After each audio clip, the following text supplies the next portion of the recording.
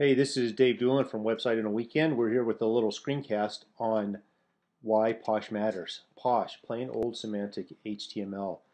This screencast is a result of a blog post that I wrote nearly 18 months ago, which is still valid or even more valid now than it was then. And I promised a screencast for a certain number of comments, and I've got those comments now, so let's get after it. So plain old semantic HTML is concerned with the structure of a web page. So on this web page, we're looking at several pieces of structure here. The Web 0 to Web Hero is going to come up as an H1 element. That's the most important HTML element on the page. This will come up, Website in a Weekend comes up as the logo on the front page. Alrighty. Then we have other elements. This will be an H2 element as an article title, along with other H2 elements that I have within the post, which you can see here. And then the other articles from the front page, let me find a front page here. Here's a front page. The other articles on the front page also come in as H2 elements. So all of these down here are H2 elements.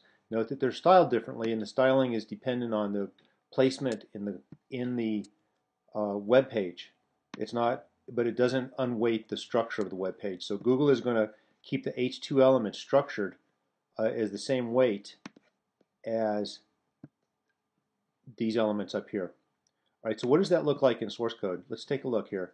Here's the source for Website in a Weekend for that page, the front page, and you can see that I have right here the logo right there. The image for the logo comes in as CSS, and then I have an H1 tag on here. If we do a search on H1, you see that it's only one H1 tag in the page, and there's two, and you can see that they bracket the element for the tagline.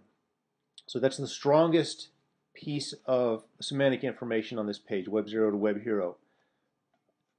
Let's go down, let's take a look. I'm going to search for H2, and here's an H2 down here, and this is for the article title, for the particular article on the front page. That closes that tag.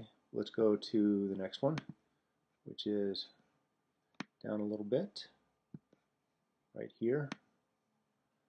This is the tag that's within the article, H2 tag. And then we can go on down and we can see these other tags that are down within the list of articles in the front page. Like here's what WordPress freelancing, what you're really paying for.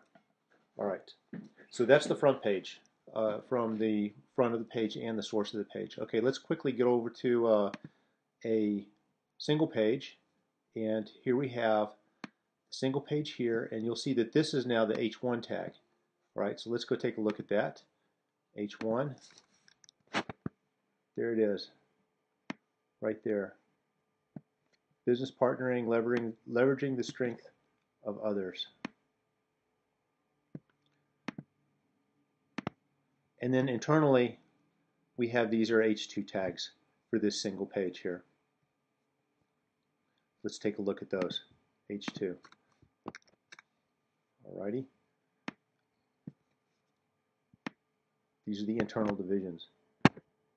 Now notice that on this particular article, which is on partnering, business partnering, that the H2 tags contain the partner keyword, which again is good SEO practice. And then other headings down here in the H3 tag, these aren't nearly as important, and we're not keywording in those tags necessarily.